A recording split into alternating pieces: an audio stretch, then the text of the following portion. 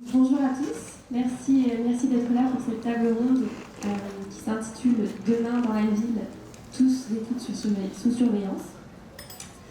Je m'appelle Solène, je fais partie du collectif WeShare qui s'intéresse à l'impact du numérique sur la société. Et donc aujourd'hui, je modère cette table ronde sur la surveillance dans les villes. Qu'est-ce que c'est surveiller ? Surveiller, cela veut dire observer et contrôler. Quand Facebook me souhaite mon anniversaire ou me rappelle que cela fait 5 ans que je suis amie avec ma meilleure amie, c'est la surveillance. Quand Google me signale que je suis connectée à Internet depuis l'hôtel de la métropole de Lyon, c'est de la surveillance. En l'échange d'un navigateur performant ou d'un réseau social partagé avec mes meilleurs amis, j'accepte de livrer des données qui font référence à ma vie intime et à mes amis les plus proches. Dans les villes technologiques, les Smart Cities, on nous promet aussi des services optimisés en l'échange de données sur notre vie intime et nos comportements.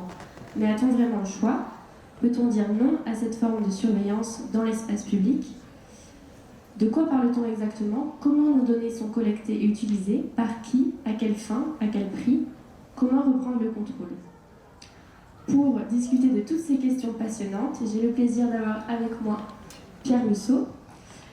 Pierre Musso est conseiller urbanisme et ville intelligente et durable au sein du cabinet de Jean-Louis Mussica, adjoint à la maire de Paris, chargé de l'urbanisme, de l'architecture, des projets du Grand Paris, du développement économique et de l'attractivité.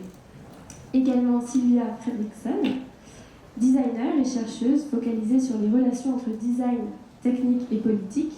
Elle travaille avec l'Open Knowledge Foundation, notamment sur des programmes pour la littératie de la donnée.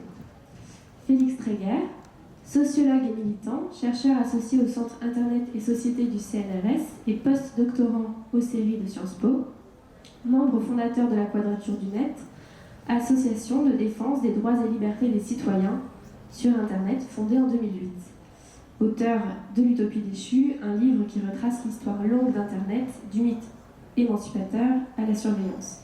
Et enfin, Philippe Villas-Boas, artiste, qui travaille notamment sur les technologies numériques en s'appuyant sur l'art comme un moyen de sensibilisation et d'invitation à la réflexion critique. Merci à tous également de participer. Donc peut-être ma première question, ce serait, on parle de ce sujet de surveillance, mais finalement, dans les villes technologiques, on parle de quelque chose d'assez intangible. Donc peut-être la première étape pour réfléchir et avoir une réflexion critique sur ce sujet, ce serait de nommer précisément de ce dont on parle. Donc, chacun de vous, peut-être auriez-vous un exemple à donner sur ce que sont les données, comment s'utilisent les données dans les villes technologiques, dans les smart cities. Qui veut commencer ? Je me suis permis de prendre le micro. Merci beaucoup pour cette invitation. Donc, je travaille sur la Smart City, comme tu l'as cité, qui cherche à, entre guillemets, optimiser les villes. Ce n'est pas exactement la stratégie telle qu'on l'a définie à Paris. On a un plan stratégique Paris intelligent et durable qui a conduit un certain nombre de nos actions dans l'objectif de comprendre quels sont ces outils e-smart que des opérateurs de services urbains, des opérateurs numériques veulent vendre aux villes, apprendre à la ville à les utiliser et à aussi étudier, à mieux comprendre les risques, à mieux comprendre les opportunités. On a fait une stratégie data qui se déploie dans l'ensemble de la ville et on teste, on expérimente des usages de la donnée. Donc je veux peut-être citer plus d'un exemple parce que c'est vrai qu'on en fait beaucoup. On avait un programme d'open innovation qu'on a appelé Data City, on a testé plein d'usages des données. Ce que j'ai envie de citer comme exemple, c'est un exemple de smart grid dans un écoquartier. Vous savez, les écoquartiers qu'on construit partout dans nos villes n'atteignent rarement les performances énergétiques qu'on leur fixe au démarrage. Et sur la durée, on y est souvent très loin, donc on se dit la donnée énergétique, la donnée des usagers pourrait aider à mieux comprendre les dysfonctionnements. Donc on a un projet d'expérimentation qui est lié à la gouvernance de la donnée, qui vise à définir comment on va mieux contrôler la performance énergétique. Et pour ça, on utilise les données des fameux Linky des usagers, donc des données a priori individuelles, qui sont traitées dans un outil et qui font peur à certains. Hein. Les discussions avec les usagers de Linky est très vive, en particulier à Paris. Dans le cas présent, on a, à Lyon aussi j'imagine, dans beaucoup d'autres villes, et dans le cas présent, dans cette expérimentation, on a cherché à être conforme au règlement européen, au nouveau règlement européen de la protection des données, ce qui a conduit à traiter l'ensemble des données à l'intérieur de l'immeuble pour que ne soient ensuite sorties du serveur qu'on a installé dans chaque immeuble, que des données strictement anonymes qui ne permettent pas d'avoir d'informations sur tel et tel usage de la donnée. Donc c'est un exemple où on a cherché une solution pour voir ce qu'on pouvait faire de ces données-là et voir comment ça permettait d'atteindre une politique publique qui était à la fin en fait de pouvoir dire là sur tel immeuble la performance énergétique n'est pas obtenue, est-ce que c'est un problème technique, est-ce que c'est parce que les usagers ne respectent pas les règles, les équipements là, ou les températures qui sont prévues. Voilà, c'est de cette manière qu'on cherche à avoir une surveillance, mais c'est bien finalement par la RGPD qu'on cherche des solutions qui ne permettent pas de connaître individuellement chaque usager. C'est une information collective. La ville a beaucoup d'informations forcément sur ses usagers à travers tous ces formulaires administratifs elle peut avoir. Alors par contre, on n'a pas à ma connaissance de données en temps réel qu'on utilise aujourd'hui pour nos procédures administratives. Par contre, on y réfléchit. Là, c'est le deuxième exemple que je voulais citer. On y réfléchit sur les questions de demain de subventionner les modes de transport les plus vertueux. Aujourd'hui, on subventionne le transport collectif sur la présentation d'un pass. On subventionne aussi sur des formulaires qui disent que les personnes qui prennent le vélo, ils déclarent prendre le vélo. OK, on vous subventionne, on vous donne une indemnité kilométrique. Demain, on parle du forfait mobilité durable dans la loi mobilité, qui pourrait dépendre du nombre de kilomètres qu'on fait ou du fait qu'on fait du covoiturage. Et là, on veut peut-être aller plus loin dans la preuve que les trajets ont été réalisés. Et donc là, c'est le sujet jusqu'où on peut demander cette preuve en imaginant... Donc déjà pour le covoiturage, c'est déjà un peu à l'essai au niveau de la région où la donnée issue des applications peut être remontée pour en fournir une preuve de covoiturage qui donne lieu à une subvention, aujourd'hui de la région, pas de la ville. Demain, ça pourrait aller plus loin. Et la question, c'est comment est-ce qu'on accéderait à cette donnée sans avoir d'informations qui iraient trop loin dans la connaissance notamment des trajets. Et ça, c'est peut-être des solutions technologiques qu'on va regarder, sans aujourd'hui dire qu'on les a. Pourquoi pas demain dire, par exemple, sur un vélo, il y a des projets qui existent déjà, on met un capteur vélo et on sait où on utilise une appli, on déclare sur son smartphone et on sait que la personne a fait un nombre de kilomètres qui justifie la subvention, que ce soit pour la ville, mais surtout pour les employeurs. C'est surtout un sujet qui est regardé en ce moment par des employeurs. Voilà ce type de technique qui est étudié, mais je ne peux pas dire qu'à la ville de Paris, alors c'est différent après la préfecture de police, on reviendra dessus, de Paris, mais à la ville de Paris, on est encore très loin d'avoir une connaissance très fine aujourd'hui, d'avoir une surveillance, d'une certaine manière, des usages de nos administrés. Merci. Est-ce qu'il y a d'autres qui veulent enchaîner sur un ou deux exemples ?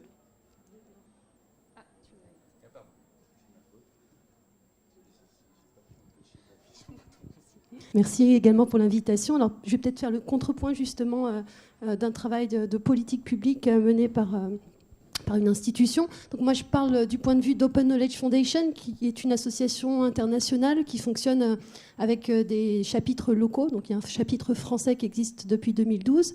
Open Knowledge Foundation travaille depuis sa création dans l'accompagnement sur les politiques d'ouverture de la donnée, donc l'open data, dans tous les champs, dans tous les domaines, que ce soit la culture, la science, les données, en vue donc de travailler avec la société civile, nos principales cibles, ce qu'on accompagne, ce sont essentiellement les citoyens, les associations, les administrations. Donc on les accompagne dans cette culture de la donnée ouverte.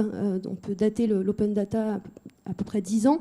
Et on le fait de 3 façons. Il y a un volet technique, donc l'accompagnement technique par la création de portails comme SICAN, un volet juridique avec un travail très fort sur les licences ODBL par exemple à Paris sur les données, et puis un troisième volet qui est la question de la médiation, de l'accompagnement à ce que tu as nommé la littératie de la donnée, donc travailler une culture de la donnée dans la société civile.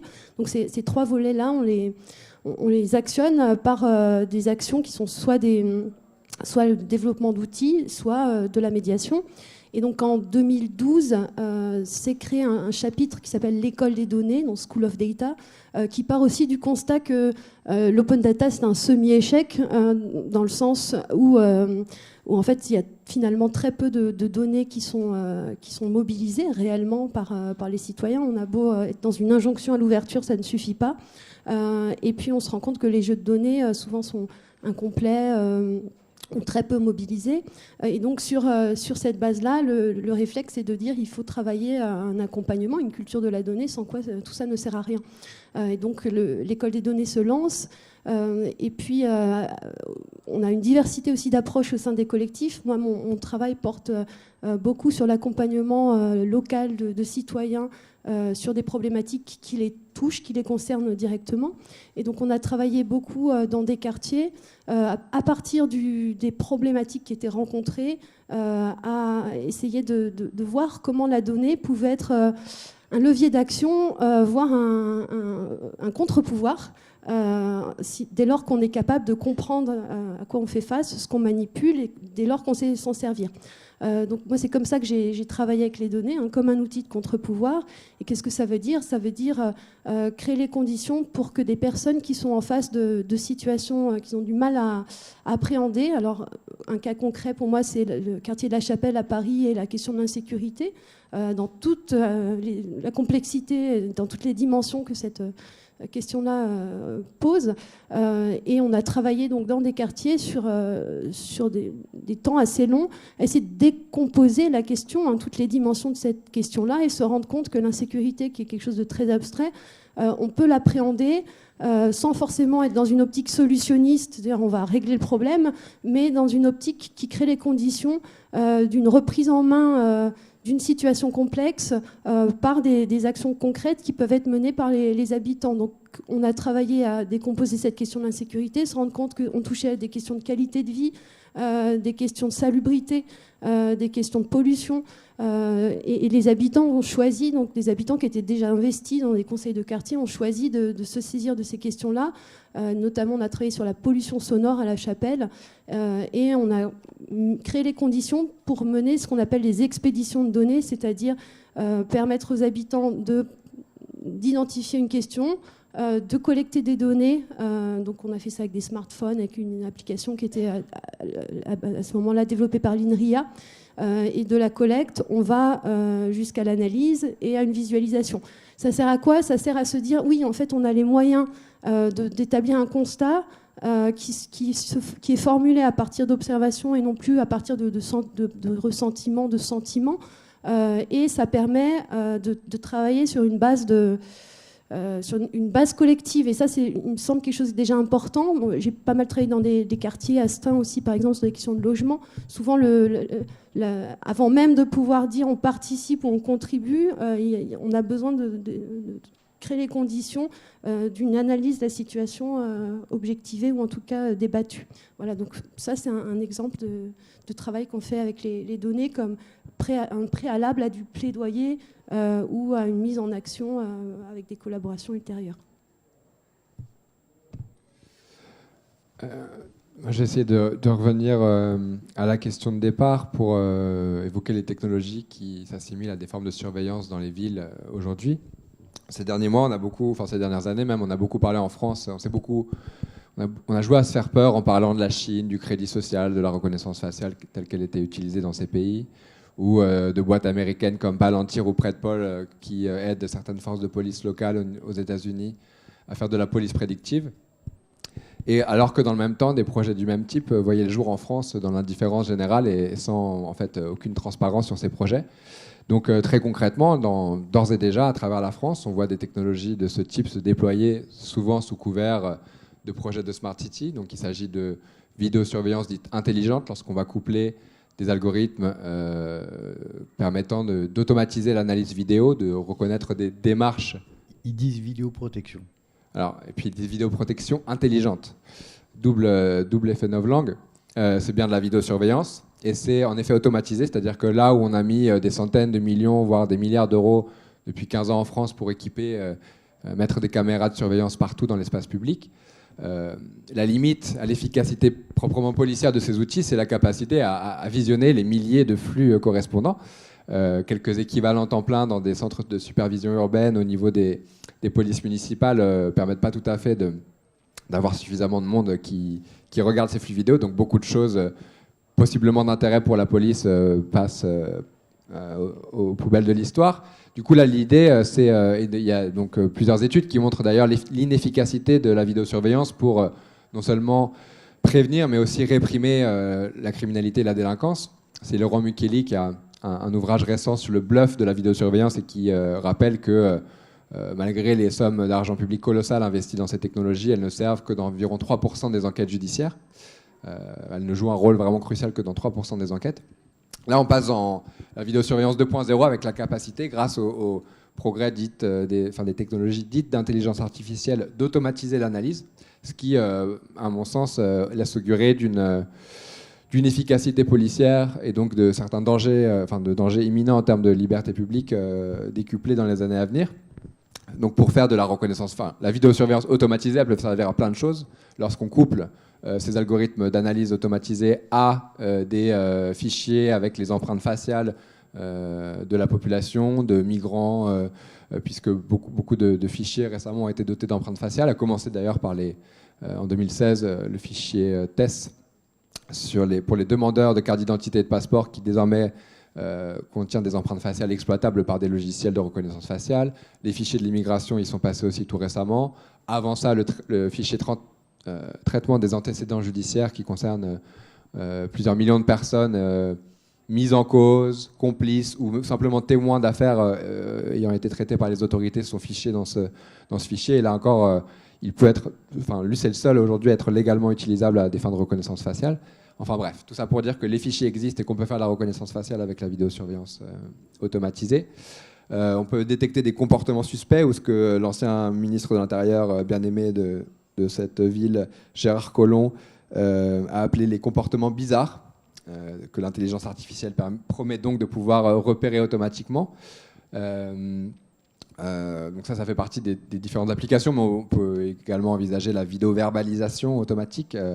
On repère automatiquement une plaque minéralogique et c'est ensuite utilisé pour verbaliser des automobilistes. Enfin, il y a plein d'applications possibles, sachant que les technologies sont à peu près les mêmes pour les différents cas d'usage.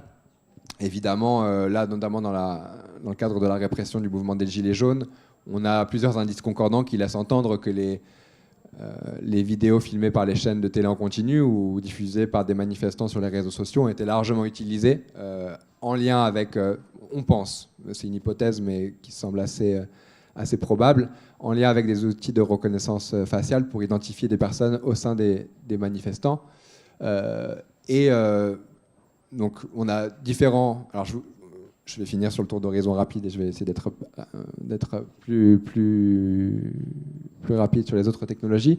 On a également des capteurs sonores automatiques. Par exemple, à Saint-Étienne, un projet était en cours pour placer dans un quartier dit sensible de la ville des capteurs sonores qui auraient déclenché des alertes automatiques aux forces de police. Le projet au départ envisageait qu'on envoie automatiquement des drones sur place pour voir ce qu'il s'y passait. Après quelques mois de campagne sur ces questions, la CNIL a fini par opposer une fin de faire une mise en demeure vis-à-vis de la ville de Saint-Étienne en disant que c'était illégal en l'état du droit. Capteurs sonores qu'on voit d'ailleurs parfois couplés à des caméras de vidéosurveillance. Ensuite, il y a l'analyse des réseaux sociaux, la capacité à analyser les réseaux sociaux et donc pour voir comment des événements, par exemple des manifestations organisées sur la voie publique, comment elles se projettent en fait dans l'espace Internet et surveiller en fait le bruit des réseaux sociaux à des fins de surveillance en lien avec des problématiques proprement de gouvernance urbaine et de maintien de l'ordre dans l'espace public urbain. Je vous ai parlé des techniques de police prédictive. À Marseille, par exemple, on a un projet d'observatoire Big Data de la tranquillité publique. Là encore, vanté comme un grand enjeu en termes d'innovation et une manière de dynamiser l'écosystème innovation start-up local. En l'occurrence, c'est donc de gros serveurs achetés à la société Oracle, sur lesquels tournera un algorithme fourni par l'entreprise Ngineo, des grosses multinationales qui de longue date font des prestations de services auprès des collectivités locales pour la gestion de réseaux de transport ou d'eau ou que sais-je encore, et qui se spécialise aussi donc sur le big data et l'informatique de contrôle pour proposer ces services aux villes. Et en l'occurrence, cet observatoire va croiser des tas de données de statistiques sur la délinquance, répartition de la population à partir des données des opérateurs téléphoniques sur le territoire de Marseille avec les données de bornage des téléphones. Il parle aussi de récupérer les données des régies de transport, des hôpitaux publics, croiser ça avec la météo, avec les images de caméras de vidéosurveillance, avec l'idée de faire de l'aide à la décision en matière d'intervention policière. Et voilà, en fait, c'est trois grandes briques techniques, surveillance des réseaux sociaux, big data prédictif et vidéosurveillance automatisée, sont un peu les grandes briques technologiques qui se déploient dans le cadre d'expérimentation partout sur le territoire. Donc pour la vidéosurveillance, on a par exemple la préfecture de police de Paris qui a fait plusieurs expérimentations à Paris, Toulouse s'y met également, Nice et Marseille. Le département des Yvelines également teste une solution. Je vous ai parlé des capteurs sonores à Saint-Étienne. On pourrait parler des drones aussi utilisés dans la ville d'Istres, qui servent avant tout à la surveillance des manifestations. Et l'outil prédictif, croisement de données. Là, on a des projets dans les villes de Marseille et de Nice. Et pour finir sur ce petit tour d'horizon, la Quadrature du Net a lancé avec d'autres associations au début du mois de septembre une campagne qui s'appelle Technopolis.fr et qui vise justement à proposer des outils pour documenter l'ensemble de ces projets sur lesquels il y a extrêmement peu d'informations, alors même qu'ils sont évidemment d'intérêt public. Et donc on a un forum qui permet à des groupes locaux de s'organiser et d'échanger entre eux pour documenter ces projets à l'aide de demandes d'accès aux documents administratifs, à l'aide parfois de documents que nous envoient des lanceurs d'alerte au sein des entreprises qui développent ces technologies et des collectivités locales. Donc l'enjeu, c'est vraiment de documenter ces projets parce qu'il y a vraiment en la matière, et ensuite aussi de pouvoir réfléchir à des stratégies pour y faire face. On a fait plusieurs recours, par exemple contre la volonté du conseil régional de la région PACA d'expérimenter la reconnaissance faciale pour surveiller les entrées et les sorties dans 2 lycées de la région avant de généraliser ce dispositif à tous les lycées de la région. La CNIL, là encore, a rendu une autre mise en demeure il y a 2 semaines qui, pour l'instant du moins, met fin au projet. Donc les recours, c'est une première chose, mais après, au-delà de l'information, il y a évidemment d'autres types d'actions envisagées, et c'est pour ça qu'on a lancé cette plateforme. Et je vais finir cette intervention introductive en disant que là, moi, je vous parle du coup de ce que les industriels appellent la Safe City, la ville sûre, en jouant sur le concept marketing de la Smart City, inventé à la fin des années 2000 par des grosses boîtes d'informatique comme IBM et Cisco pour redonner un petit coup de boost à leur taux de profit un peu déclinant. Et c'est un concept qui a donc essaimé à travers tout un tas de salons et qui a été repris par de nombreux industriels en France, et notamment, ils ne sont pas parmi les sponsors, mais Veolia ou Suez, qui sont donc des entreprises qui travaillent de longue date avec les collectivités locales et qui n'ont pas voulu se laisser marcher sur leur plate-bande par ses concurrents américains, et qui se positionnent du coup dans ces marchés. Tout ça pour dire que moi, je pense qu'il ne faut pas tout à fait distinguer les aspects sécuritaires de la Smart City, dont Pierre Cuneo, directeur de la stratégie dans l'entreprise Thales, ancien chef de cabinet de Delphine Batho au ministère de l'Environnement, énarque, haut fonctionnaire, et donc passé dans le privé. Il dit dans une interview, on aimerait bien proposer ces outils de Smart City pour faire de la gestion des déchets, gestion des transports et tout un tas de choses qu'on met souvent sous le vocable de Smart City. Mais de fait, les budgets des villes concernent avant tout les questions de sécurité. Donc nous, on leur vend la Safe City et des technologies de contrôle social. Et de fait, c'est les mêmes outils. Donc je le précise parce qu'en fait, on est dans une société, dans une civilisation qui a mis une foi telle dans le progrès technologique qu'on pense l'informatique, cette machine technologique très puissante, comme une solution à tout un tas de problèmes techniques. Et je pense que le vocable de la Smart City, en grande partie, recouvre cette espèce, ce que d'autres ont appelé le solutionnisme technologique, qu'il faut le mettre en cause, qu'il est extrêmement dépolitisant, et que de fait, mettre des capteurs informatiques à tous les niveaux, que ce soit y compris pour essayer de diagnostiquer des problèmes en matière d'efficacité énergétique dans les logements, c'est mettre autant de capteurs qui servent la société de surveillance et qui sont en tant que tels dangereux. Et sans doute faut-il explorer, on pourra en parler plus longuement, mais d'autres voies que ce tout technologique qui est quand même passablement mis en vitrine dans un événement comme celui-ci, pour déconstruire cet horizon et tenter de repolitiser un petit peu la manière dont on pense ces questions politiques complexes que sont les questions de transport, d'énergie, de démocratie dans la ville ou même de sécurité.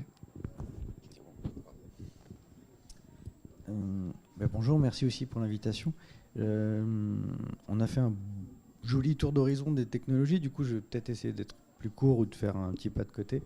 Moi j'ai envie de dire que en fait le titre c'est Demain tous surveillés et on l'a vu avec ce que tu viens de dire, en fait c'est déjà aujourd'hui, c'est pas demain. Après j'ai envie de dire aussi que ce dont on se parle en fait c'est d'une tension entre des outils, des nouveaux outils qu'on a entre les mains et le politique. Et on voit bien que en ville, ça prend une tournure particulière parce que justement, la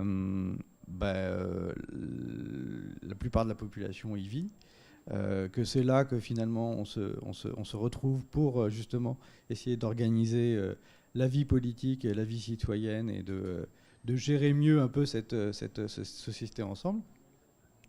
D'ailleurs, pour parler de contrôle social et de big data, il y a une loi qui vient juste de passer. La CNIL avait bien sûr donné un avis défavorable, mais la CNIL n'a vraiment plus aucun poids politique en France. Donc à chaque fois, on est ravis d'avoir un avis défavorable, mais ça ne sert strictement à rien. On n'a pas les outils politiques aujourd'hui. Pour défendre en fait ces manquements ou ces atteintes, on va dire, aux libertés individuelles. La loi qui vient de passer, c'est une loi qui permet en fait au fisc d'aller scanner les réseaux sociaux, d'aller aspirer toutes les données des réseaux sociaux. Donc absolument tout ce que vous publiez aujourd'hui, donc pas demain, tout ce que vous publiez aujourd'hui peut être utilisé pour être comparé à votre feuille d'imposition, à votre déclaration fiscale.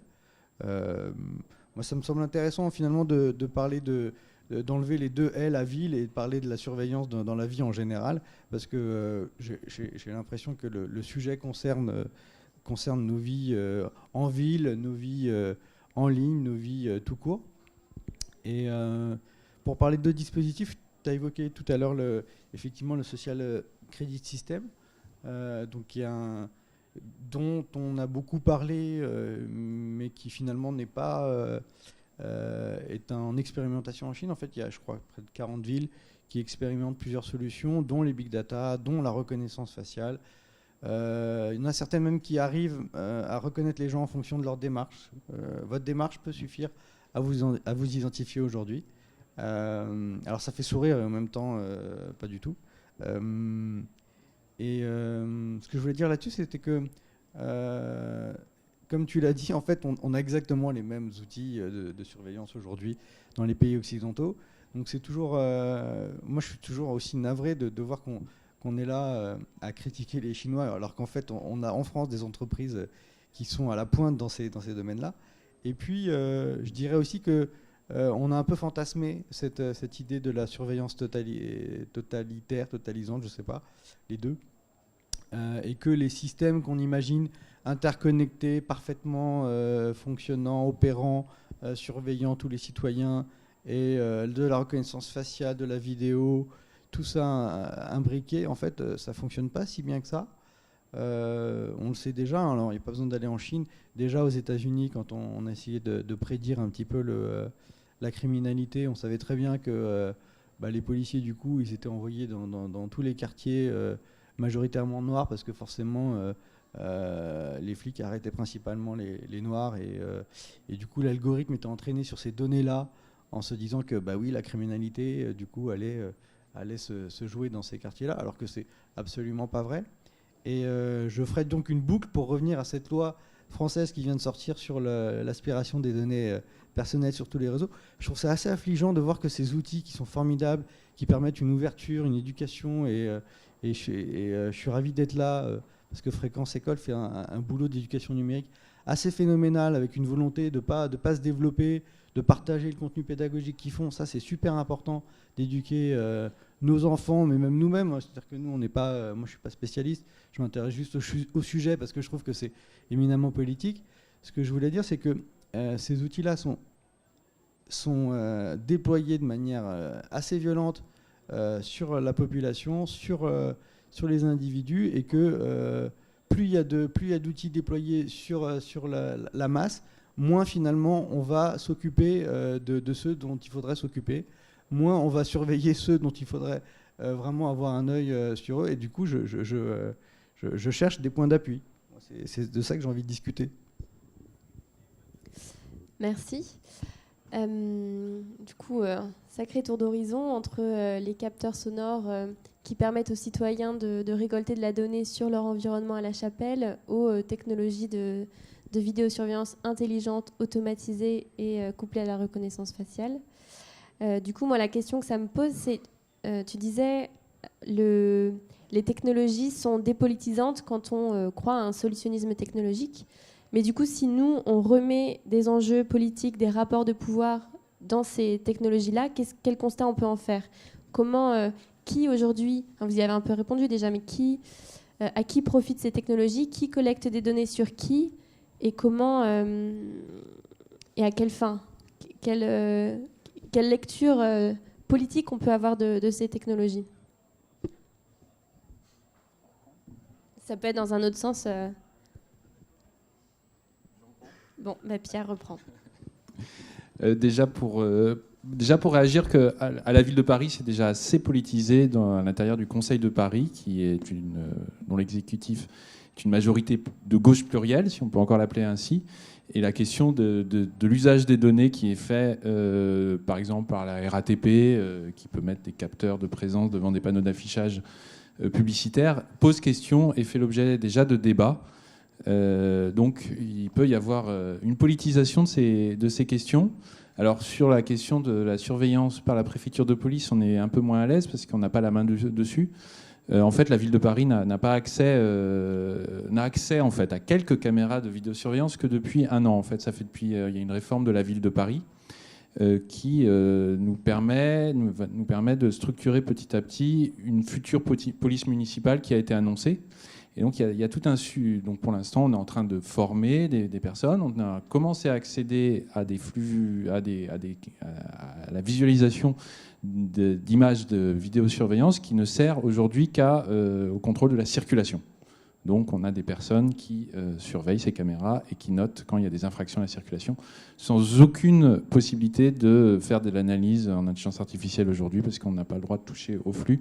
La préfecture de police fait très attention à ne pas trop nous en donner. D'ailleurs, il y a une polémique récente où ils refusent de nous donner plus de caméras pour qu'on puisse mieux exercer notre mission de contrôle de la circulation, qui ne se limite pas évidemment à ces caméras. C'est aussi des personnes qui sont maintenant dans les espaces publics, à vélo notamment, qui contrôlent le respect du code de la route qui est à Paris, j'ai l'impression, qui est un peu moins bien respecté encore que dans d'autres villes comme Lyon.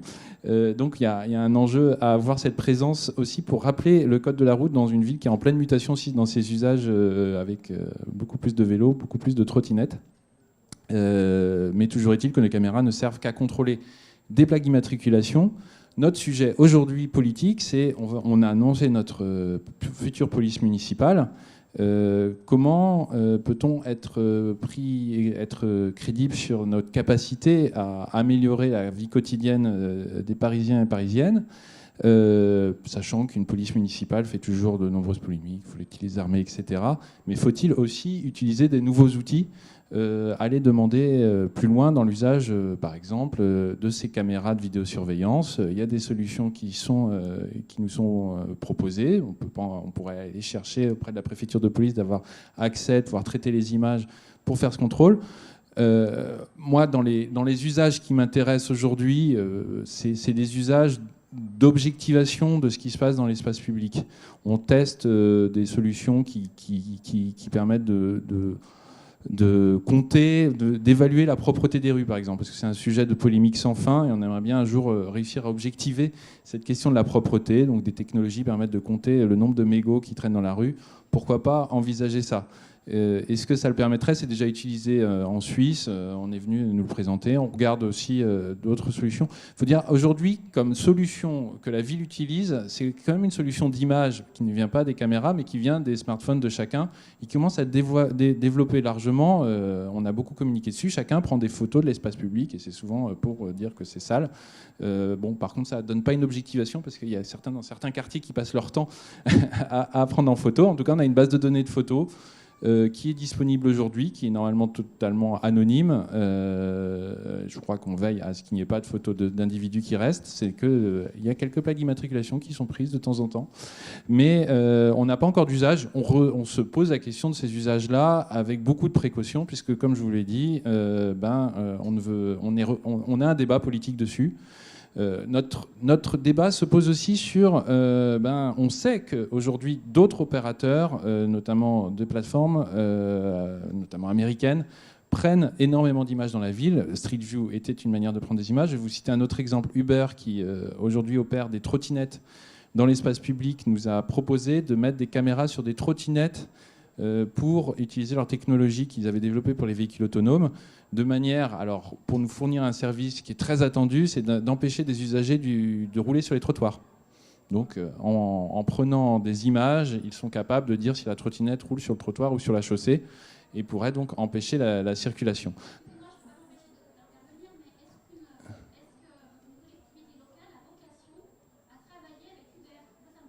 Donc aujourd'hui, il y aura un temps de questions-réponses à la fin. Je la note et on la traitera après. Donc, est-ce qu'une collectivité locale peut et doit traiter avec Uber? C'est la question? Ok, je la note. Très bien. Donc aujourd'hui, ça n'a jamais été fait. Donc la question commence à être posée. C'est ça qui est le débat, parce qu'on n'a jamais, par exemple, empêché Google de circuler avec des caméras dans toutes les rues de la ville.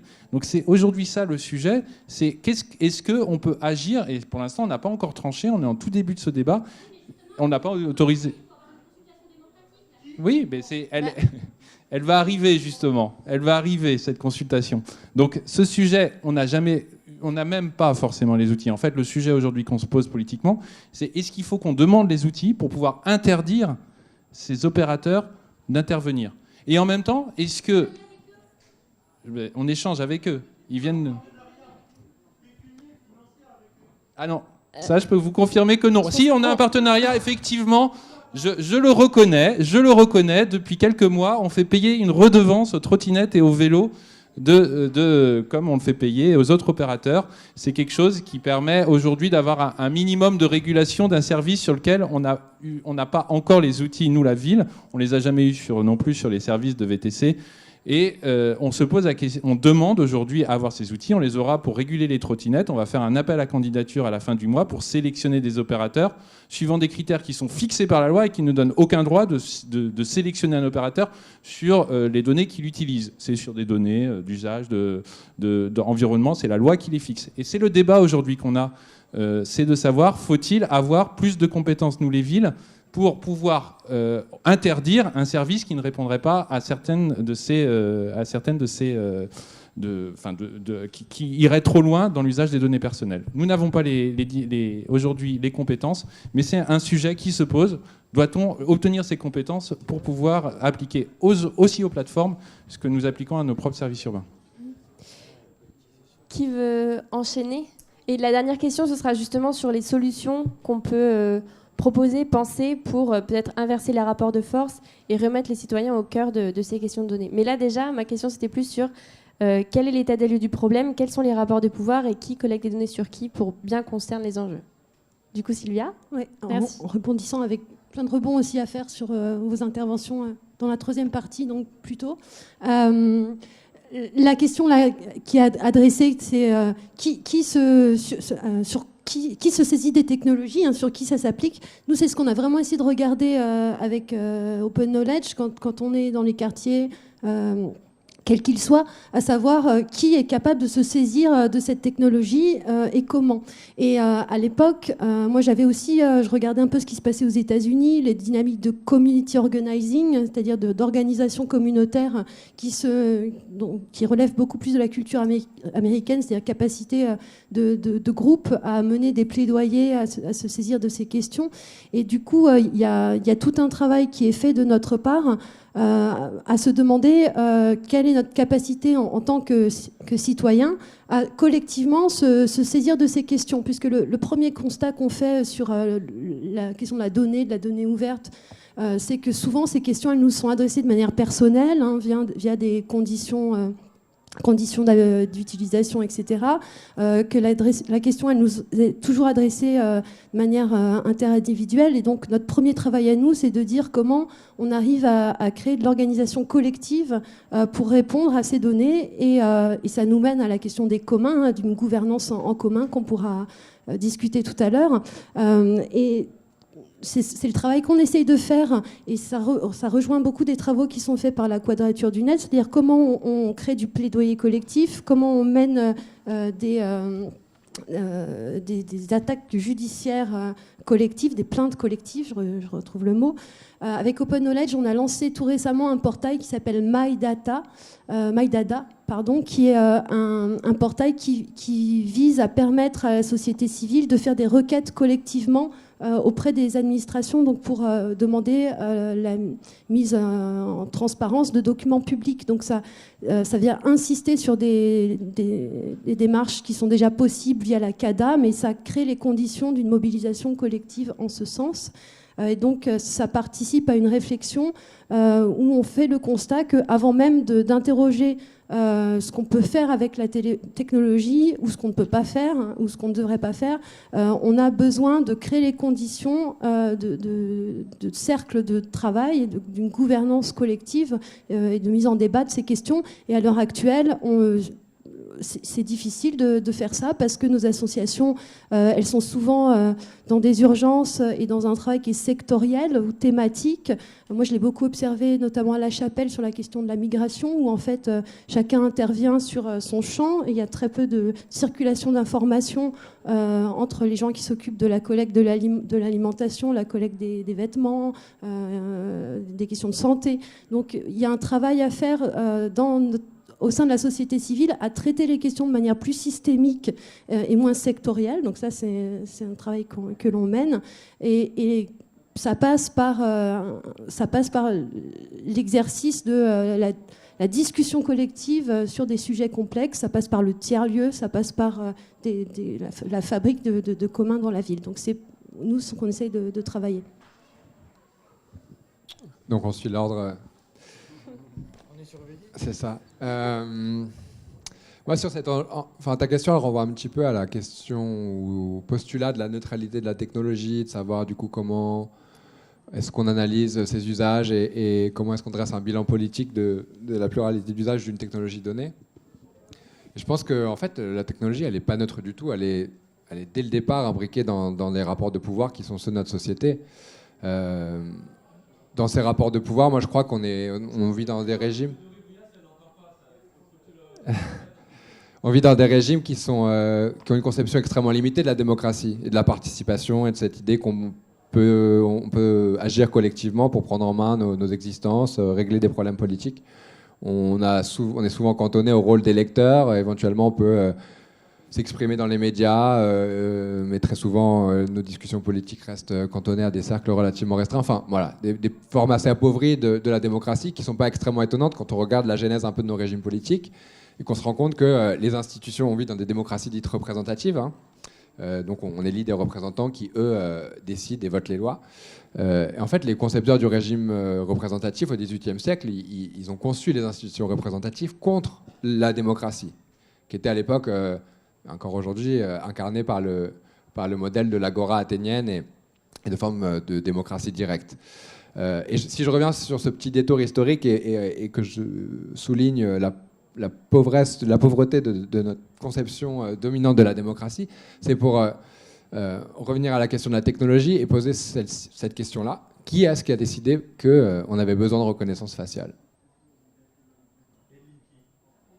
voilà, les linkages, en fait, personne, parce que, si, il y a des personnes, il y a des acteurs évidemment, il y a des gens en chair et en os qui, installés dans des comités de tel ou tel organisme de financement de la recherche, de département de la recherche de telle ou telle multinationale, vont se mettre d'accord sur le fait que c'est important pour que la France et l'Union européenne préservent leur souveraineté technologique, protègent leurs intérêts géostratégiques, qu'il puisse y avoir des acteurs industriels européens forts, bien positionnés au niveau mondial sur ces questions. Mais du coup, la technologie, elle nous est imposée par un contexte, on ne la maîtrise pas. Elle est imposée comme un fait accompli, quelque chose d'imposé par un contexte géostratégique. Je le souligne parce qu'en fait, dans le débat sur la reconnaissance faciale, c'est vraiment comme ça que la question se pose. Si vous regardez l'interview qu'a donnée le secrétaire d'État au numérique, Cédric O, au journal Le Monde au mois d'octobre, première prise de parole à haut niveau sur la question de la reconnaissance faciale qui commence à essaimer partout sur le territoire. Enfin, on en est encore au début, mais tout de même. Et surtout, la polémique commence à prendre. Et il explique qu'il faut expérimenter, il faut autoriser les expérimentations pour que nos industriels progressent. Donc l'aspect économique, compétitivité est très largement mis en avant, sans vraiment, honnêtement, s'interroger sur le basculement qu'implique la généralisation de ces technologies du point de vue de régimes qui se disent encore démocratiques. La reconnaissance faciale, si elle avait été déployée au début des années 40, il était incapable d'organiser des réseaux clandestins pour résister à l'occupant nazi. Est-ce qu'on est vraiment sûr qu'on vit dans une époque et dans une société dont les garde-fous démocratiques sont suffisamment forts pour faire comme si l'hypothèse que je pose là était complètement farfelue et pas une bonne manière de poser le problème? Moi, je crois que c'est pas une exagération, c'est pas une vue de l'esprit que d'en passer par ces parallèles historiques pour poser la question politique. Est-ce qu'on a besoin? Est-ce que c'est légitime? Est-ce qu'il n'est pas trop dangereux de déployer de tels outils? Et pourtant, encore une fois, c'est donné comme un fait accompli. Ça fait des années. On pose le débat commence à se poser uniquement aujourd'hui sur cette technologie-là, mais on pourrait en prendre plein d'autres exemples. Le débat sur la reconnaissance faciale en France, c'est fin 2019 qu'il commence. Ça a fait depuis 2014 que la préfecture de police de Paris expérimente avec ces technologies-là, et sans doute encore avant qu'au niveau de l'Union européenne, qu'au niveau de la recherche publique française, on investit des millions d'euros d'argent public pour les développer. Donc voilà, lorsqu'on parle de démocratie technologique et d'une technologie qui est neutre, et qu'on analyse en fait un petit peu les réseaux d'acteurs qui pilotent ce développement technologique, je pense que ça amène à remettre un peu en cause le postulat, d'une part qu'on pourrait débattre tranquillement des choix de savoir si oui ou non s'approprie telle technologie, parce qu'une fois que la reconnaissance faciale est là, elle existe, il y a des offres de marché. Évidemment, moi j'ai commencé à aller à des conférences avec des promoteurs de cette technologie qui disent mais quel intérêt d'avoir des milliers de caméras et seulement 3 personnes qui regardent les flux de vidéosurveillance alors qu'on pourrait automatiser tout ça en investissant quelques centaines de millions d'euros supplémentaires. Et donc du point de vue de la notion d'efficacité, de rapidité, de commodité, compte tenu aussi de la fascination de notre civilisation vis-à-vis de la technologie, évidemment ces technologies ont un pouvoir d'attraction extrêmement fort, et évidemment on a très peu de chance, alors même qu'on devrait le faire, et j'y reviendrai tout à l'heure, très peu de chance de faire en sorte de les bloquer et d'empêcher leur prolifération.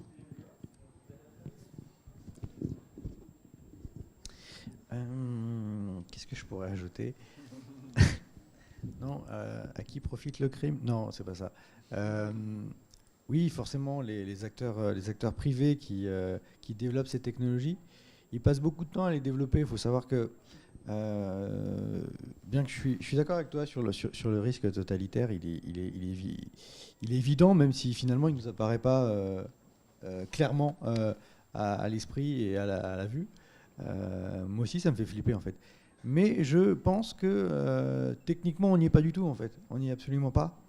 On n'y est absolument pas. Et d'ailleurs, les politiques utilisent ces technologies de surveillance aujourd'hui comme des espèces de pansements à la surveillance, à la propreté de la ville, à une gestion en fait qui n'en est pas une. Et du coup, je reviendrai au sujet de Sylvia, qui est finalement le sujet de politique. Comment on fait de la politique nous ensemble, comment on se parle de nos communs à nous, de notre ville, de notre gestion de l'espace public. Et c'est là que le pont avec le numérique est évident, puisqu'on est dans un espace public bis, mais moi j'ai l'impression que ça j'ai l'impression de voir des graines en train de pousser sur la vie politique, parce que justement, on voit bien que ces pansements technologiques, d'ailleurs quand les villes souhaitent mettre en place ce genre de système, quand il y a consultation démocratique, d'ailleurs c'est un peu un pléonasme, mais quand il y a une consultation, les gens disent non, quoi. Les gens veulent pas de ça. Les gens, ils veulent des êtres humains, ils veulent des interfaces.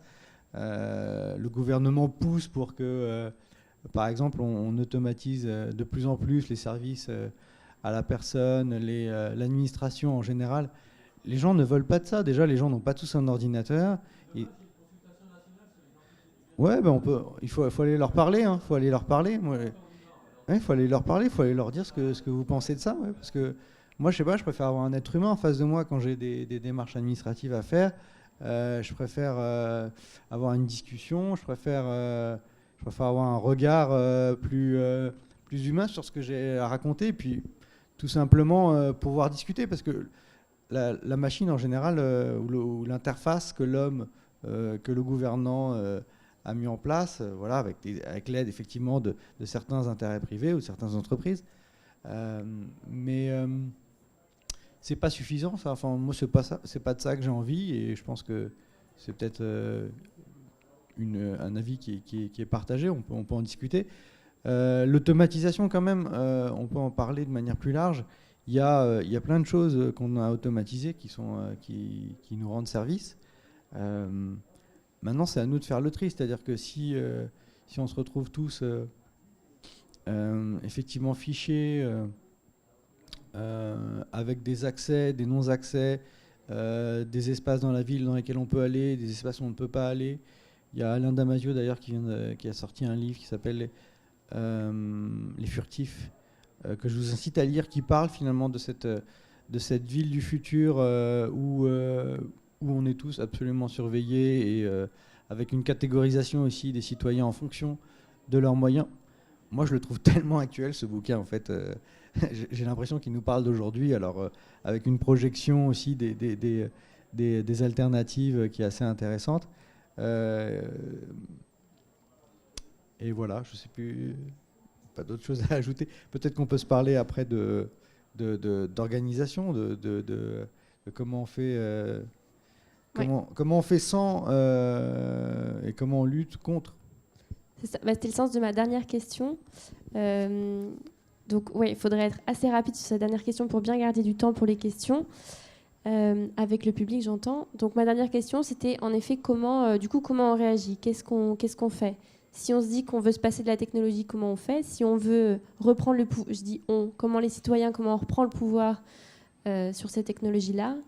Quels sont les moyens d'action dont on dispose, et qu'est-ce que vous, à votre échelle, vous faites ou essayez de mettre en œuvre?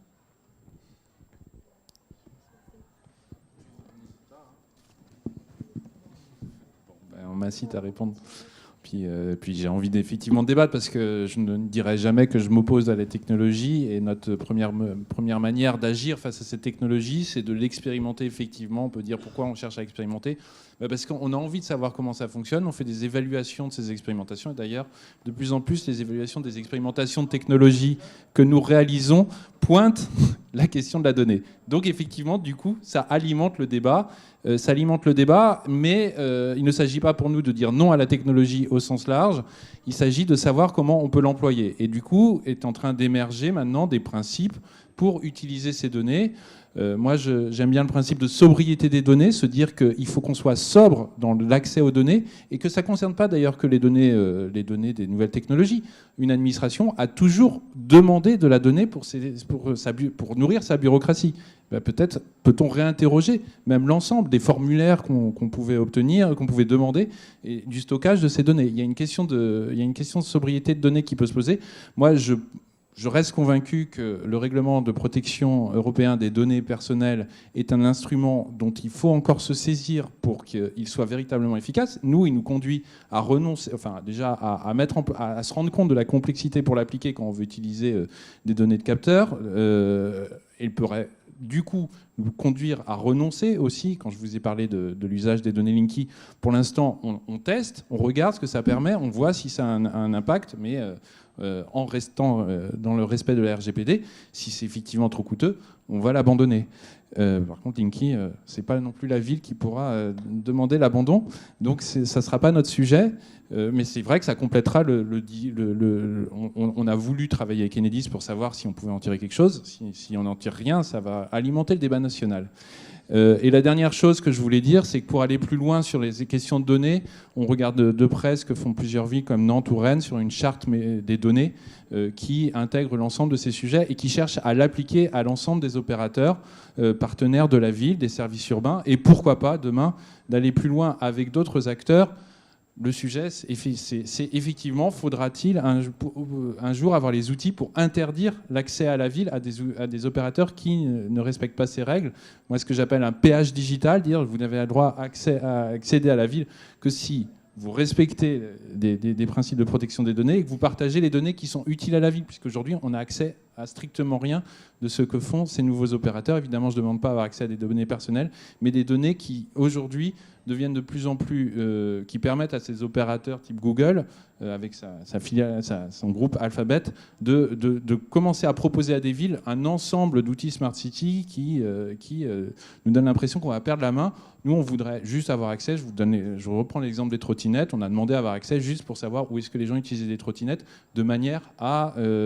avec des données très, très, très, très limitées, juste pour savoir c'était où les zones où les gens déposaient et prenaient leurs trottinettes juste pour créer des places de parking. Ça, c'est un usage qui est totalement anonyme, en termes qui est un usage collectif qui permet d'améliorer le fonctionnement de la ville. Voilà ce qu'on veut faire. Donc on n'est pas prêt de s'opposer à un usage systématique des données. On cherche ce qui est pertinent pour améliorer au quotidien le fonctionnement de la ville. J'aime beaucoup Philippe quand tu dis ça marche pas en fait, ça marche pas au sens il y a une fascination et tu l'as dit aussi, hein, il y a une fascination pour le technologique, mais la réalité, sa réalité effective, elle est bien différente. L'année précédente, Dominique Pasquier était venue sur des tables rondes. Hein, je pense que c'est quelqu'un auquel on peut se référer avec son ouvrage L'Internet des quartiers populaires, où elle donne à voir la réalité des usages du numérique par rapport à nos réalités fantasmées. Et je pense que, en tout cas, ce que nous apprend le terrain, ou quand on va au plus près de la réalité des usages du numérique, on voit bien qu'on est très loin des fantasmes. Et donc, ce que ça montre, c'est que les questions numériques, elles ne sont pas décorrélées du politique, et qu'il faut que toute politique publique pensée par le numérique, elle ne se pense pas sans remettre en question les problématiques d'austérité, des problématiques de souveraineté technologique et des problématiques sociales. C'est comme ça qu'on les pense quand on travaille dans les quartiers, et c'est comme ça que des villes, parce que ça se joue beaucoup à l'échelle des villes, essayent de le faire. Alors je pense à Barcelone. Moi, ça m'intéresse d'avoir vos retours sur une ville comme Barcelone qui travaille avec un pôle sur la souveraineté municipale technologique, où toutes les questions que vous avez abordées sur la non-captation par les plateformes de la valeur générée par les données, c'est une obligation, le logiciel libre, un certain nombre de normes. Donc c'est des voies à observer en ramenant la radicalité d'un questionnement distant sur cette technologie.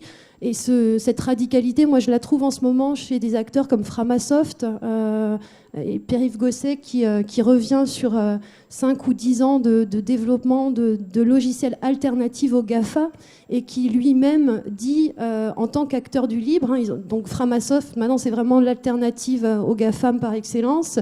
Ils ont le nombre de pads le plus important au niveau mondial, donc c'est une petite structure associative de 30 personnes et une capacité d'intelligence collective immense. Et pour autant, quelqu'un comme ça, qui a milité contre les GAFAM pendant des années, aujourd'hui prend conscience d'enjeux critiques vraiment importants, notamment des questions écologiques, les questions d'effondrement.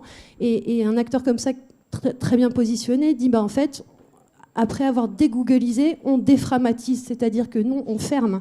On ferme parce qu'on n'a pas besoin de tous ces services, et parce qu'il y a besoin d'une redirection redirection de nos compétences vers des enjeux critiques immédiats, à savoir du mieux faire ensemble, du mieux vivre ensemble. Et donc, eux travaillent sur la question de la contribution beaucoup plus que sur le travail du développement logiciel.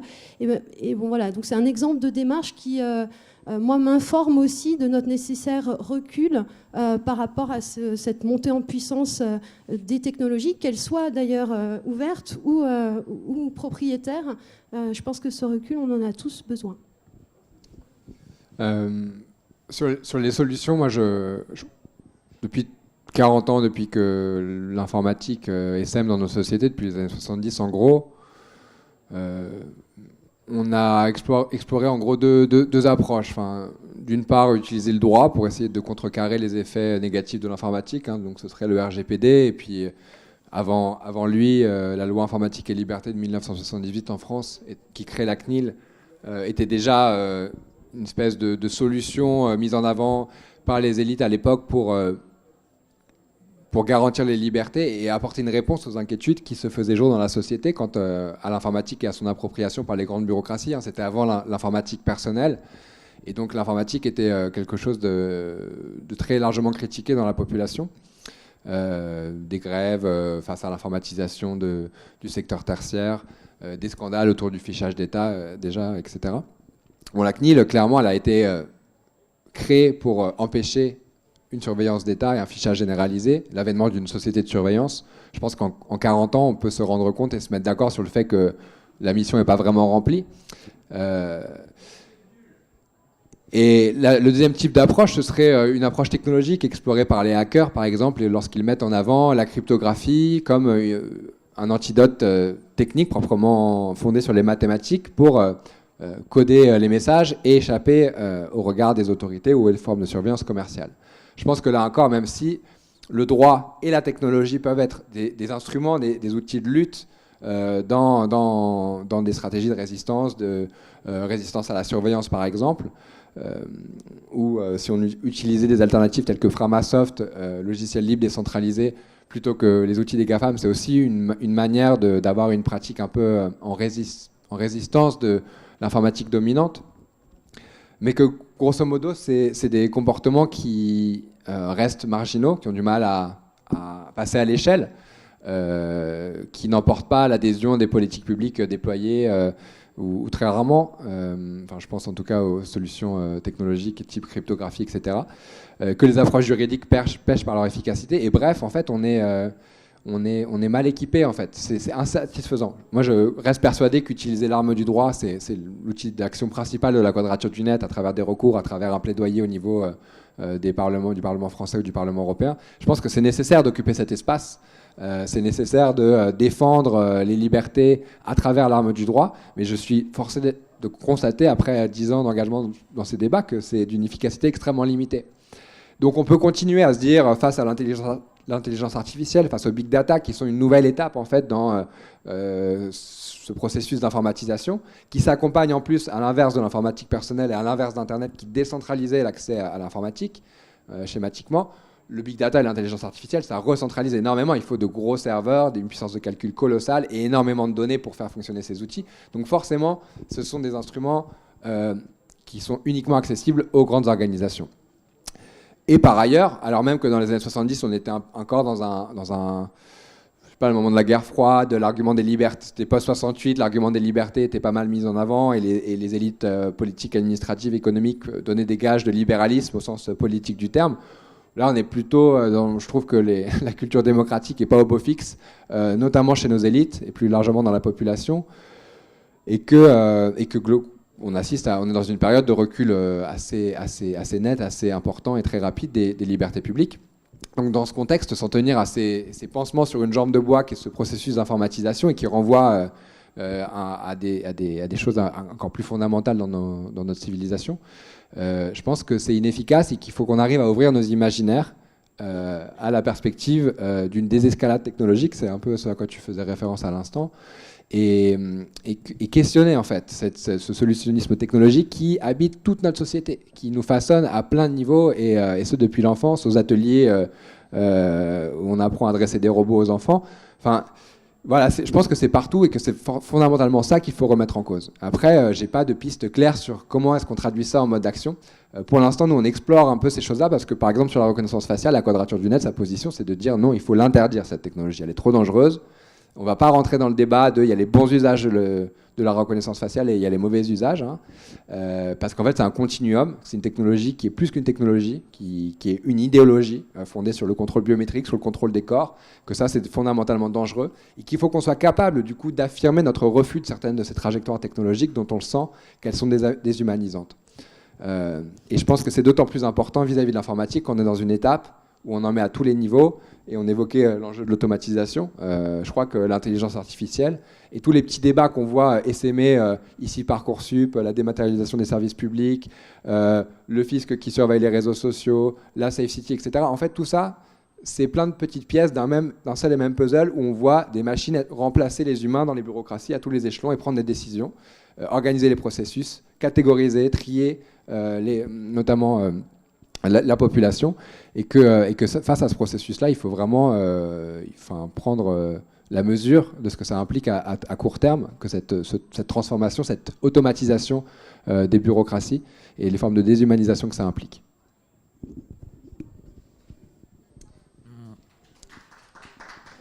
On n'a pas fini, Philippe. Tu dois conclure et c'est pas facile. À chaque fois, c'est toi qui conclus. Ouais.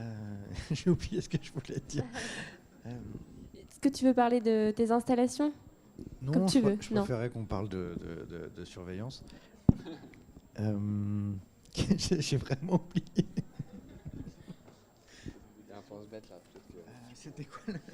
C'était quoi le sujet? Moi, je me demande si c'est pas un peu schizophrénique ce que vous faites. Genre, par exemple, là, vous critiquez les ateliers d'à côté, et typiquement, en fait, vous en faites partie. Alors, je sais pas si vous avez peut-être reçu des cachets aussi. Je sais pas vous parlez du casino Las Data? Par exemple, c'est sponsorisé par la Fondation EDF, la Fondation Free, etc. qui font partie. Moi, je m'en fous qu'ils sponsorisent. En fait, ce que je veux, c'est éduquer.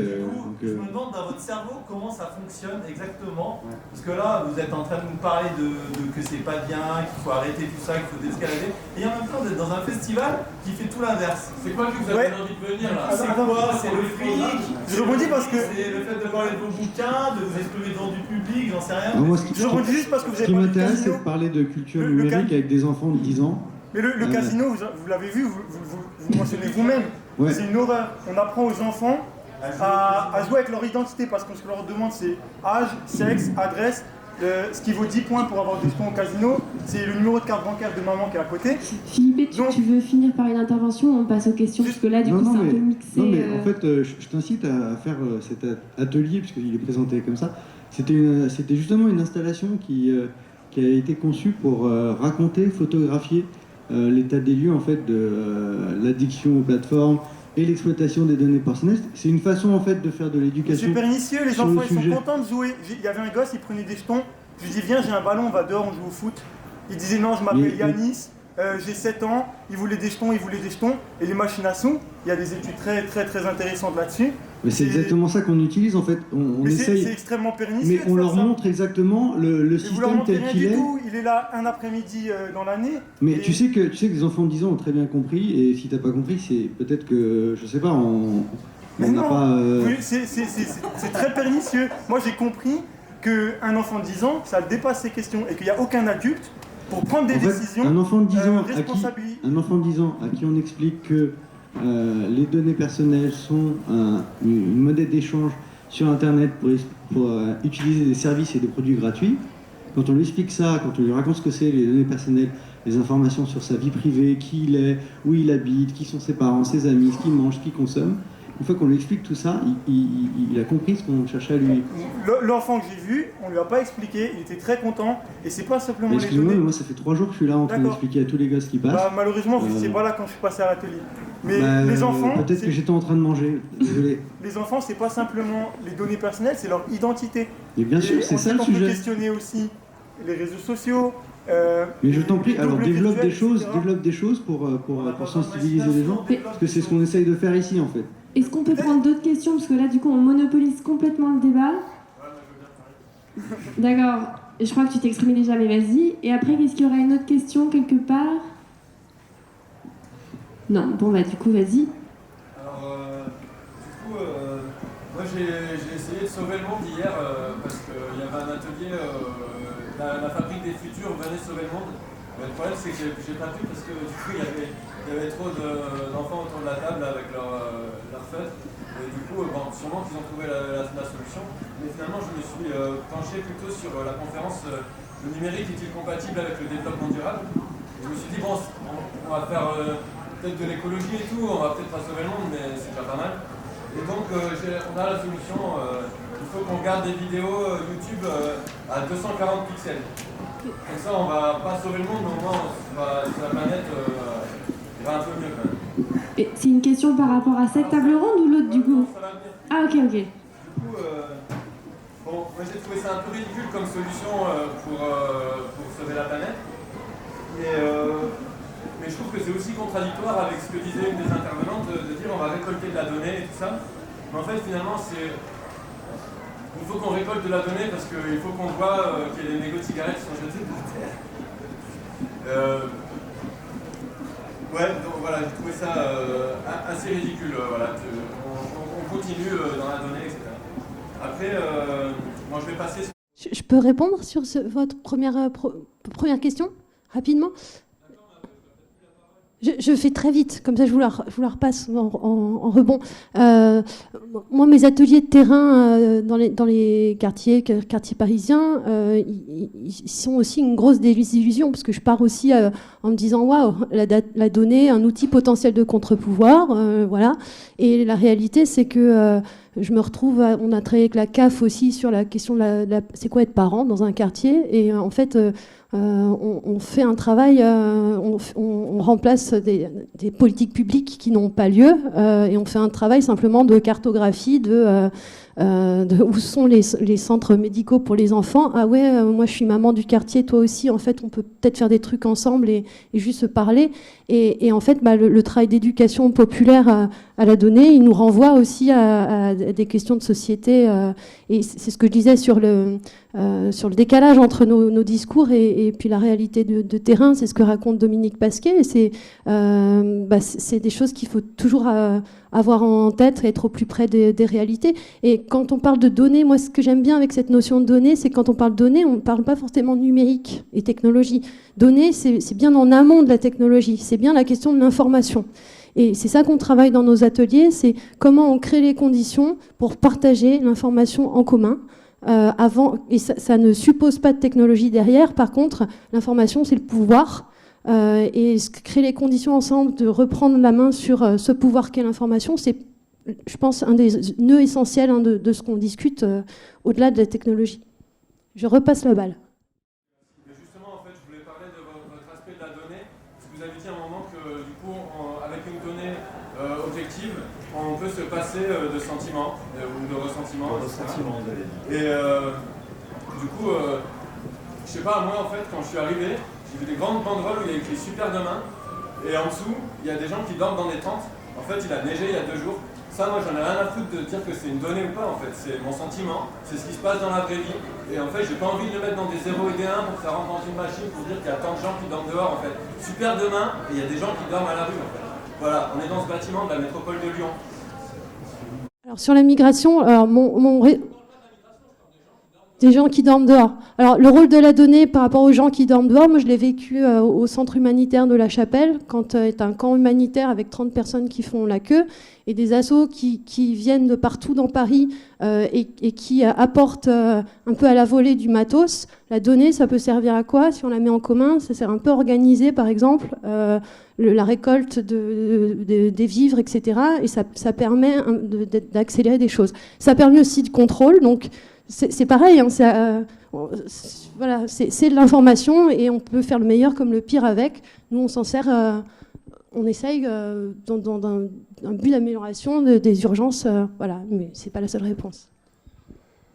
Est-ce qu'il y a d'autres questions? Je vais essayer de faire un commentaire rapide. Moi, je trouve que les critiques là, dont vous faites part contre un événement comme celui-ci, je les trouve, c'est un avis personnel, je les trouve assez justes, je les partage en grande partie.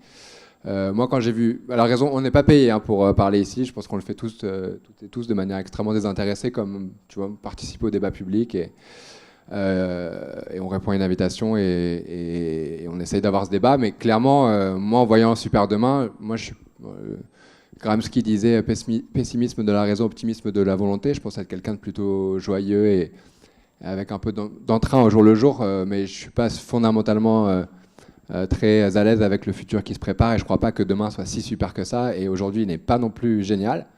Et que souvent on se projette dans le futur et on y met plein de technologies pour se faire rêver et croire que ça ira mieux et se désintéresser de problématiques très actuelles. Et ton exemple, je pense, est assez parlant à cet égard. Et on voit la technologie là encore comme une... je sais pas, du coup j'ai envie de parler de cette autre anecdote. À Marseille, donc, on fait un observatoire Big Data de la tranquillité publique pour faire de la police prédictive et c'est comme ça qu'on fera de l'innovation et de la sécurité. Donc toujours dans cette vision très étriquée de la sécurité... alors que la sécurité à Marseille, c'est aussi des politiques d'urbanisme et d'avoir juste des immeubles qui tiennent debout et qui ne s'effondrent pas sur les gens, quoi. Et donc, moi, c'est ça qui rend un peu fou quand on voit le surinvestissement, y compris en argent public, pour organiser des événements comme celui-ci, pour faire miroiter les promesses de la technologie et en fait organiser aussi des formes de propagande par rapport à cette trajectoire technologique dominante. Alors certes, on invite des gens critiques comme nous, et ça permet peut-être en partie de légitimer ces grandes opérations de propagande. J'espère que quand même on arrive peu à peu à participer d'une prise de conscience, parce qu'en fait les discours qu'on tient là, moi mon analyse sur ces questions a beaucoup changé en 10 ans, mais je pense que la société est en train de changer. Je pense que dans 10 ans on fera plus des événements qui s'appelleront Super Demain avec des jolies illustrations mettant en scène l'espèce d'osmose entre les hommes et leurs prothèses numériques. Donc je pense que voilà, la Super Demain, mais ça renvoie en fait à cette période de 20 ans qu'on vient de traverser, où on s'en est mis un peu plein les yeux en s'illusionnant beaucoup sur ce qu'allait permettre la technologie. Et sans doute faut-il raison garder et remettre un peu d'analyse critique sur tout ça. Mais les yeux, ils restent... Il y a une question... Oui.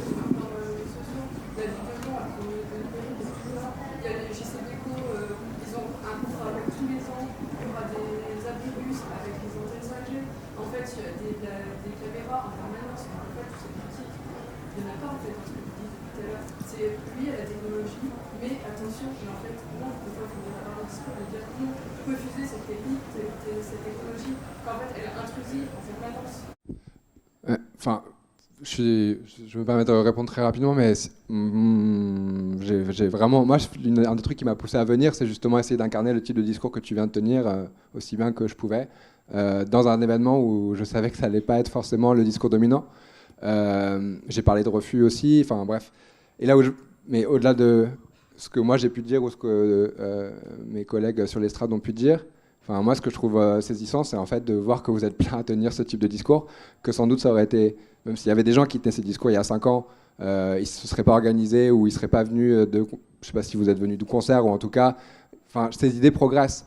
Et je crois que même si la trajectoire que tu pointes, la 5G, Linky et compagnie, c'est effectivement, il y a un déferlement technologique qui peut paraître insurmontable, je crois que moi, il y a des trucs qui me donnent un petit peu espoir. Bon, après, on peut discuter après, que je t'explique. Bon, bref.